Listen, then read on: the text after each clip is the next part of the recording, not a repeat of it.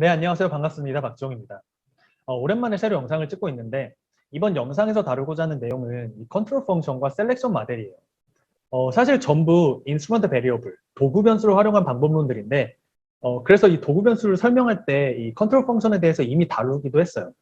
그런데 이 주제들을 따로 이제 다뤄야겠다라고 생각한 이유는 이 컨트롤 펑션, 이 통제 함수가 실제 연구에서 이 코잘 인퍼런스를 위해서 굉장히 유용하게 활용될 수 있음에도 불구하고 실제 교과서 등에서는 거의 다뤄지지 않는 주제 중에 하나예요. 그래서 이 인과추론에 있어서 대체로 간과되는 경향이 있는 것 같아서 실제 연구 사례들을 중심으로 이걸 한번 다시 한번 다뤄보고 싶었고요. 그리고 이 셀렉션 모델에 대해서는 아마 여러분들도 한 번쯤은 들어보셨을 거라고 생각을 해요. 특히 이 헤크만 셀렉션 모델은 아마 들어보셨을 텐데 이 제임스 헤크만 교수님이 이 셀렉션 모델을 개발한 공로를 인정받아서 2000년에 노벨 경제학상을 수상할 만큼 굉장히 유명하고 훌륭한 통계 모형 중 하나죠. 그래서 아마 여러분들이 뭐 이코노메트릭스라든지 아니면은 뭐 통계 모형에 관한 어떤 수업을 들었다면은 이 헤크만 셀렉션 모델에 대해서도 아마 배워보셨을 거라고 생각을 해요. 그런데 이 헤크만 셀렉션 모델이 이 컨트롤 펑션의 한 어떤 스페셜 케이스라는 거를 아시는 분들은 많지 않을 거라고 생각을 해요. 왜냐하면은 컨트롤 펑션 자체가 많이 다뤄지지 않기 때문이죠. 제가 이제 코잘 인퍼런스에 대한 어떤 영상들을 이제 유튜브에 올리고 하면서 이제 굉장히 많은 질문들을 받기도 하는데, 제가 가장 많이 받는 질문 중에 하나가 바로 이 헤크만 셀렉션 모델에 대한 거였어요. 사실 그 아이디어나 어떤 통계적 어떤 접근은 굉장히 어렵지 않은 단순한 방법인데 아마 많은 분들이 이 헤크만 셀렉션 모델에 대해서 헷갈려하는 이유 중에 하나가 아마도 이 통계적 수식으로만 이 모델을 이해하려고 하기 때문이지 않을까 싶어요. 제가 다른 영상들에서도 가장 강조하는 부분이기도 한데 물론 코잘 인퍼런스를 위해서 수학과 통계는 매우 중요해요. 어, 굉장히 중요한 건 사실이지만 사실 그거는 이제 나중에 우리가 이제 신경 써야 될 문제이고 그 전에 우리가 먼저 선행되어야 될 건 그러한 방법론들이 어떤 목적에서 개발되었고 또 어떤 원리에 의해서 인과추론을 위한 도구로 활용될 수 있는지에 대해서 직관적으로 이해하는 거라고 생각을 해요. 그래서 이번 시간에는 이 컨트롤 펑션 그리고 그것의 스페셜 케이스로서 이 헤크만 셀렉션 모델이 무엇이고 이 코잘 인퍼런스라는 큰 틀 하에서 어떤 역할을 하는지 또 그러한 접근의 장점과 단점은 무엇이고 또 주의해야 될 점 등은 무엇인지 등에 대해서 한번 다뤄보려고 합니다. 먼저 이 인스트루먼트 베리어블과 이 컨트롤 펑션에 대해서 설명하기에 앞서서 이 내생성, 인도지네이티에 대해서 이제 설명할 필요가 있는데요.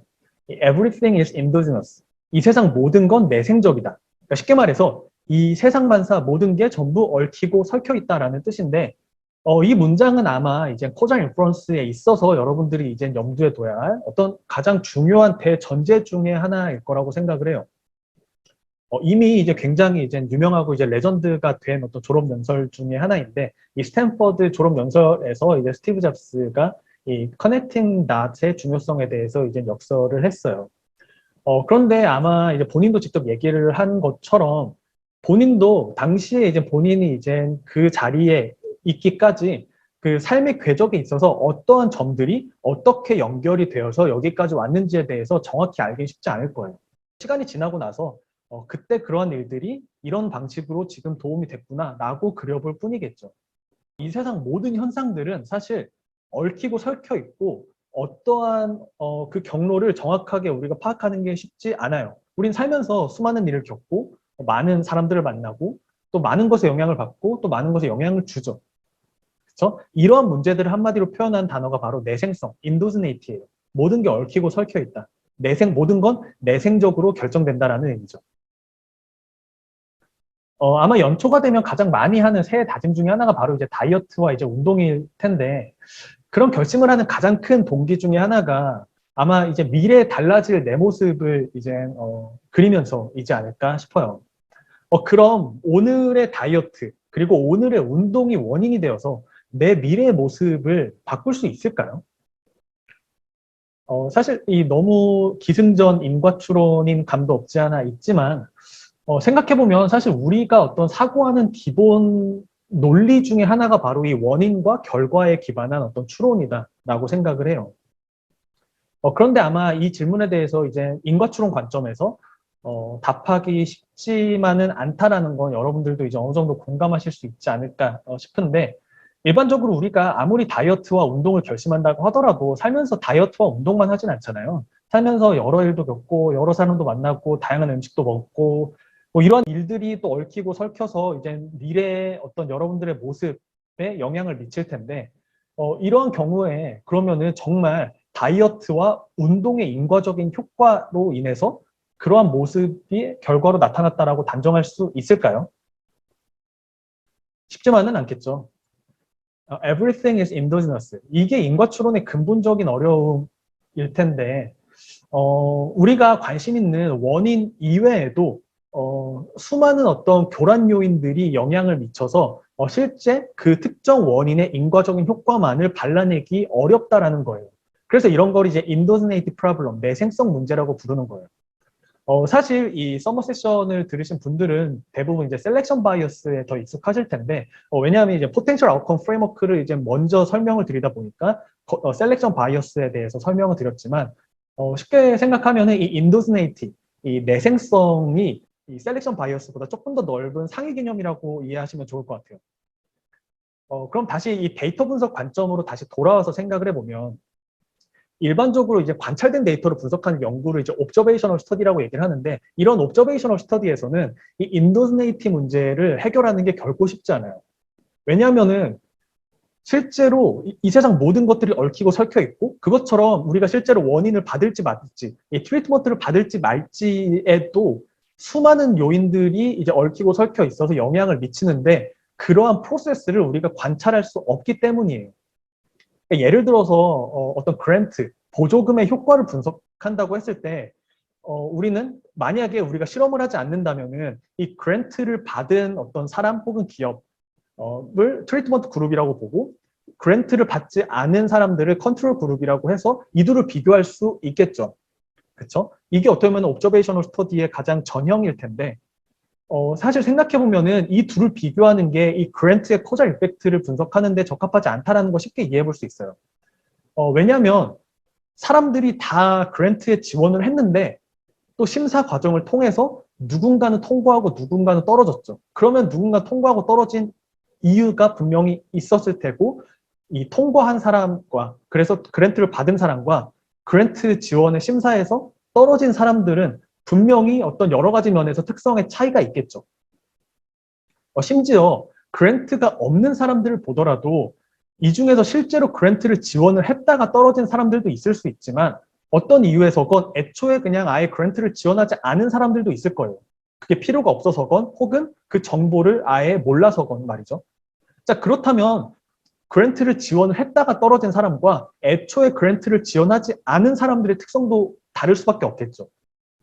그리고 그랜트를 지원 안 한 사람 중에서도 그랜트가 필요 없어서 안 한 사람들과 그랜트가 있는 것 자체도 몰라서 지원을 안 한 사람들도 특성이 또 다를 거예요. 그러니까 이런 식으로 생각해 보면은 이 그랜트를 가 지금 현재 없는 컨트롤 그룹에서도 특성이 굉장히 다르고, 결국 그랜트가 있는 트리트먼트 그룹과는 당연히 비교 가능하지 않다라는 걸 쉽게 생각해 볼 수 있죠. 그러니까 문제는 누가 그랜트를 지원을 했는지, 혹은 그걸 안다고 하더라도 어떠한 심사 과정을 통해서 어떤 요인에 의해서 선발이 됐는지 등에 대해서 우리가 알기 쉽지 않아요. 그래서 결국 이렇게 어떤 트리트먼트와 컨트롤 그룹이 나뉘는, 즉 누가 트리트먼트를 받고 안 받을지가 셀렉션 되는 이 프로세스를 데이터 제너레이션 프로세스라고 부르기도 하는데, 이러한 셀렉션 프로세스가 어떻게 이루어지는지에 대해서 우리가 알 수 없죠. 그래서 우리가 알 수 없는 어떤 다른 요인에 의해서 내생적으로 이 트리트먼트를 받을지 말을지가 이제 결정이 된다고 한다면은, 당연히 우리가 이제 특정 원인에 대한 인과적인 효과를 제대로 발라낼 수 없게 되겠죠. 결국 코자 인프런스는 바로 이 문제 의식에서 시작한다라고 볼 수 있어요. 과연 이 셀렉션 프로세스를 어떻게 분석할 수 있을까요? 그래서 만약 이 셀렉션 프로세스를 연구자가 통제함으로써 이 트리트먼트 그룹과 컨트롤 그룹을 어떤 방식으로든 비교 가능하게 만들 수만 있다면 우리는 충분히 인과적인 효과를 추론해 볼 수 있지 않을까요? 이게 모든 커자 인퍼런스의 어떤 접근이라고 볼 수 있어요. 다만 그러한 접근에 있어서 조금씩 다른 어떤 관점을 취하고 있는 거예요.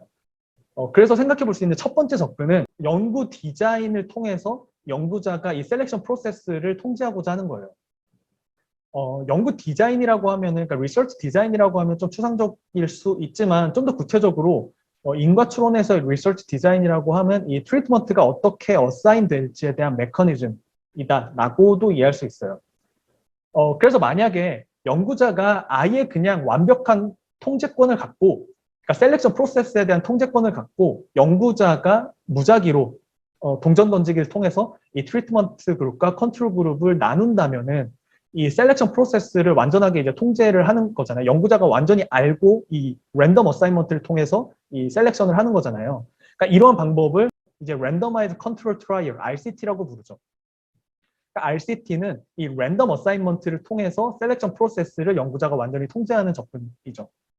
그런데 만약에 연구자가 이러한 랜덤 어사인먼트를 할 수 없는 상황이다라고 한다면 현실에서 있는 상황을 잘 활용해서 실제 연구자가 실험을 직접 한 건 아니지만 마치 이런 랜덤 어사인먼트가 된 것과 비슷하게 이 트리트먼트 그룹과 컨트롤 그룹을 나눌 수 있다면 우리가 이제 실제 실험과 비슷하게 분석할 수 있는데 그러한 리서치 디자인을 이 자연 실험, 내추럴 엑스페리먼트 혹은 이 준실험, 이 쿼자 엑스페리먼트라고 불러요. 이런 어떤 실험적 디자인 자체가 이 트리트먼트를 주는 이 셀렉션 프로세스가 되는 거잖아요. 그래서 결국에는 어떻게 합리적으로 이 트리트먼트와 컨트롤 그룹이 나뉠 수 있도록 이 리서치 디자인을 고안할 수 있는지가 가장 큰 관건이겠죠. 그렇죠? 리서치 디자인 관점에서 마지막으로 생각해 볼 수 있는 방법은 이 인스트루먼트 베리어블, 도구 변수를 활용한 이 로컬 에버리지 트리트먼트 이펙트, 레이트 분석인데 그러니까 쉽게 말해서 이 도구 변수를 활용해서 인위적으로 어떤 이 컴플라이어스라고 불리는 이 특정 그룹에서 이 트리트먼트와 컨트롤 그룹이 도구 변수를 통해서 이제 나누는 어떤 그런 디자인을 얘기를 하는데 여기서는 이 도구 변수가 어떤 이 셀렉션 프로세스의 역할을 하는 거죠. 그러니까 랜덤 어사인먼트가 셀렉션 프로세스의 역할을 하면은 RCT고 랜덤 어사인먼트는 아니지만 어떤 내추럴 익스페리먼트가 셀렉션 프로세스가 되는 거를 이런 쿼자 익스페리먼트라고 하는 거고 이 인스트루먼트 베리어블이 이 셀렉션 프로세스가 되는 것을 이제 어떤 이 레이트 이 로컬 에버리지 트리트먼트 이펙트의 방법이다라고 볼 수 있죠. 결국 이런 방법론들을 관통하는 핵심 목적은 바로 이 트리트먼트 그룹과 컨트롤 그룹이 나뉘는 이 트리트먼트 어사인먼트 메커니즘을 통제할 수 있는 이런 리서치 디자인을 고안하는 것이다라는 거예요. 그리고 이런 디자인 베이스드 어프로치 외에도 여러 가지 접근을 생각해 볼 수 있는데 사람들이 어떤 요인에 의해서 그랜트를 지원하고 또 심사 과정에서 어떤 요인들이 영향을 미치고 심사 결과가 도출이 되는지 등을 우리가 그래프를 통해서 마델링을 할 수 있다면 그 그래프를 명시적으로 우리가 고려함으로써 인과관계를 추론할 수도 있겠죠. 그리고 이러한 어떤 그래피컬 모델링 이외에도 실제로 사람들이 이 그랜트에 지원하는 과정이나 혹은 어떤 그랜트에서 결국에 선발될 확률을 통계적으로 모델링을 함으로써 이러한 어떤 그랜트에 지원하게 될 확률이나 그랜트에 뽑힐 확률을 명시적으로 통제할 수 있다면 그것도 이제 이런 셀렉션 프로세스를 통제함으로써 인과 추론을 할 수 있는 하나의 방법이 될 수 있겠죠. 이러한 통계 모형을 셀렉션 모델이라고 불러요.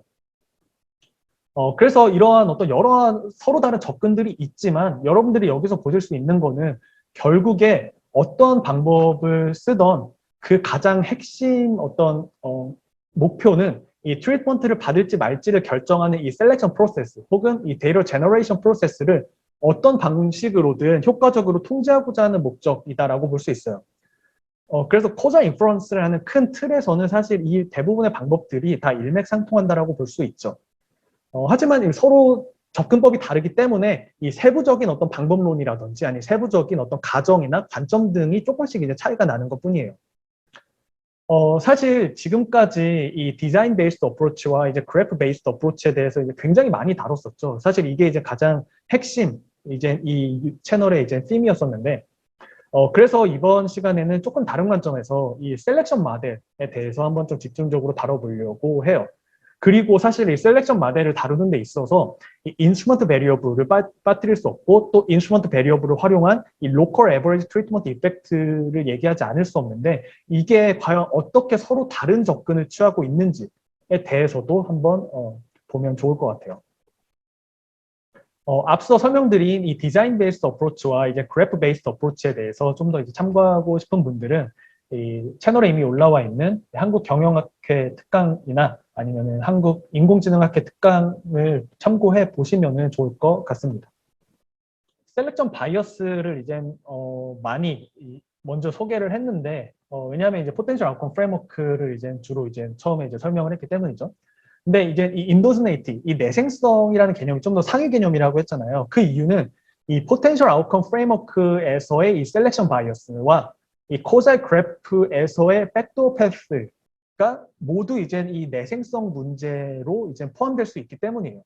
그래서 이 내생성 문제는 좀 더 이제 상위 개념인데 조금 더 구체적으로 가장 많이 활용되는 통계 모형 중에 하나의 이제 회귀 분석, 리그레션으로 한번 우리가 생각을 해보면 과연 이 리그레션에서 회귀 분석에서는 이 인도즈네이티, 내생성 문제가 어떻게 나타나느냐? 바로 이 원인 변수인 X와 오차항, 에러텀 간의 상관관계로서 나타나요. 그러니까 회귀 분석에서의 오차항이라 함은 쉽게 말해서 우리가 이제 관찰되지 않는 어떤 결과에 영향을 미치는 모든 요인들이 전부 다 이제 에러텀, 오차항에 다 이제 담긴다라고 볼 수 있어요. 그래서 이 슬라이드에서 나오는 것처럼 이 어떤 트리트먼트 그룹과 컨트롤 그룹에 셀렉션 바이어스가 있다라고 한다면 그 뜻은 이 트리트먼트 베리어블인 X에 따라서 이 두 집단에 여러 가지 어떤 차이가 존재를 한다는 거잖아요. 근데 이게 이제 눈에 보이지 않기 때문에 이제 문제가 되는 거겠죠. 이거를 우리가 이런 모든 디퍼런스를 관찰할 수 있으면 그거를 그냥 명시적으로 통제하면 그만이에요. 하지만 이게 이제 관찰 가능하지 않다면은 이 모든 게 이제 회귀 분석을 하면은 전부 이제 에러텀, 오차항에 담기게 되겠죠. 그러니까 자연스럽게 이 트리트먼트인 X와 셀렉션 바이어스에 의한 어떤 요인들이 에러텀에 담겨있기 때문에 그 에러텀 간에는 어떤 상관관계가 생기겠죠. 그래서 이 포텐셜 아웃컴 프레임워크에서의 이 셀렉션 바이어스도 결국 이 리그레션에서의 인도즈네이티와 결국 연결되는 부분이다라는 걸 쉽게 이해해 볼 수 있고 또 이 코잘 그래프에서 이 백도어 패스의 가장 큰 요인 중에 하나인 컨파운더를 생각해 보면은 이 컨파운더가 만약에 이제 눈에 보이지 관찰 가능하지 않다면은 결국 리그레션에서는 이런 컨파운더도 결국 에러텀에다 담기게 되고 결국에는 이 트리트먼트인 X와 에러텀 간의 상관관계인 내생성 문제로 귀결될 수 있다는 것도 우리 쉽게 이해해 볼 수 있어요. 자, 그래서 정리를 하면은 회귀 분석을 통해서 이 원인 변수 혹은 이 독립 변수가 이 결과 변수 혹은 이 종속 변수에 미치는 효과를 우리가 이제 분석한다라고 했을 때 그 셀렉션 바이어스도 없고 또 컨파운더도 없어서 이 회귀 분석 결과가 인과적인 효과로 해석될 수 있기 위해서는 에러텀과 독립 변수가 익소지너스 해야 한다라는 거예요. 즉, 이 독립 변수와 에러텀이 서로 코릴레이션이 없어야 된다라는 거를 여러분들이 조금 기억하시면 좋을 것 같고요. 그러니까 반대로 에러텀과 독립 변수가 서로 코릴레이션이 있으면 이제 인도지너스하다, 내생적이다라고 얘기를 하고 그렇기 때문에 회귀 분석을 통해서 도출된 그런 분석 결과를 인과적인 효과로 해석할 수 없다라고 볼 수 있겠죠. 그렇죠? 그래서 이러한 이 회귀 분석에서의 인도지네이티에 대해서는 뭐 자세한 증명은 생략을 하겠지만 사실 모든 통계 교과서에 나오는 내용이고 아마 여러분들 구글에 검색해 보셔도 수많은 자료들을 보실 수 있을 거기 때문에 여기서는 어떤 그러한 수학적인 설명은 모두 생략하고 넘어가도록 하겠습니다.